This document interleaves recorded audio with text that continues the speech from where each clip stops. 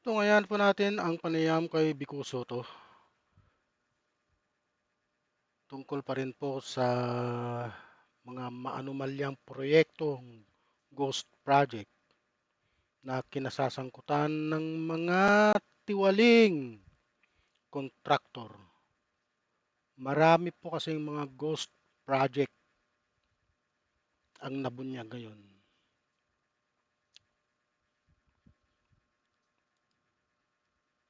Ito po, Nakakadiri yung korupsyon. Kailangan hindi siya maging nakakadiri. katanggap-tanggap. Nakakadiri daw ang korupsyon. Hindi daw siya katanggap-tanggap. I think unfortunately through the years, that's really what's happened. It's become accepted. Naging katanggap-tanggap siya sa atin lahat. And I think all of us are guilty here. I think and I think that's the first step in if we want to fix this. Kailangan aminin natin na at some level all of us are guilty here. Hindi ibig sabihin may natanggap tayo. Pero ibig sabihin at some point hinayaan natin na pumayag tayo na naging perception natin or thinking natin. Tama, marami kasing maraming nakakakita sa proyekto, pero walang gaanong nagrereklamo. Kung may magreklamo naman, hindi naman pinapansin. Na hindi, ganyan talaga. Pag politiko, talagang yayaman yan. Pagka yung mayor na, talagang yayaman yan. Ganun talaga. Parang naging accepted siya kahit magtanong tayo sa ordinaryong tao, mag-random survey ka, tanungin mo siguro, ang politiko ba yung mayaman? Karamihan sasabihin, oo naging accepted And I think that's the first step. We have to challenge that thinking, challenge that system, challenge that culture. Basagin natin yun. And the first, again, isa sa unang kailangan gawin, pag-usapan natin.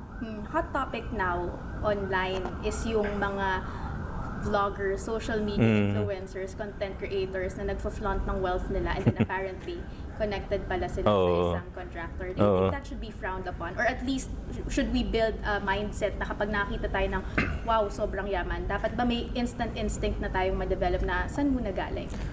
Hirap kasi wala naman masama maging mayaman kung galing yan sa maayos na paraan, kung pinaghirapan yan. Kung pinaghirapan mo o pinaghirapan ng pamilya mo yan, wala naman masama. Of course, as public officials, we have a code of ethics. Ostentatious display of wealth is also not good regardless of the source. Pero siguro yung mga nakita talaga natin na connected sa contractor. Kaso, may mga kontraktor talagang balasubas din Walang ginawa kundi magpayaman. Sila naman nag-post nun online, di ba? So, bigyan natin sila ng atensyon kung gusto nila. Pero as you mentioned, medyo accepted na nga na instead na i-question kung saan galing to.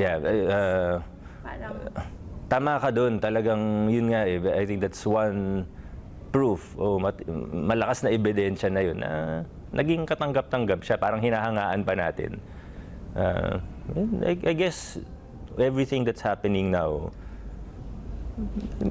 for the better. I think it's all for the better. Papaisip na tayo ngayon, di ba? Pag may nakita na tayo, pinagmamalaki yung travels, luxury cars, nasa yate nagpa-party, gano'n. At least, ngayon, papaisip tayo. Papaisip na tayo. Kasi ako marami naman akong kakilalang mayayaman, may malalaking negosyo, pero hindi naman ganun. Kahit mga siguro pabilyonaryo na, hindi mo naman ma-afford yung ganun without mentioning specifics, yung mga ibang nakikita natin even on social media, parang imposible unless hindi pinaghirapan siguro. And branding it as aspirational. Yun nga sabi nga, dati ang usong mga kwento, from rags to riches. Ngayon daw, ang uso ng kwento from rubs to riches. Kaya medyo nakakalungkot. Pero kailangan nga, pansinin natin yung mga ganong kwento, yung mga ganong pagkakataon. Gawin natin siyang hindi normal at gawin natin siyang hindi nakaka-inspire.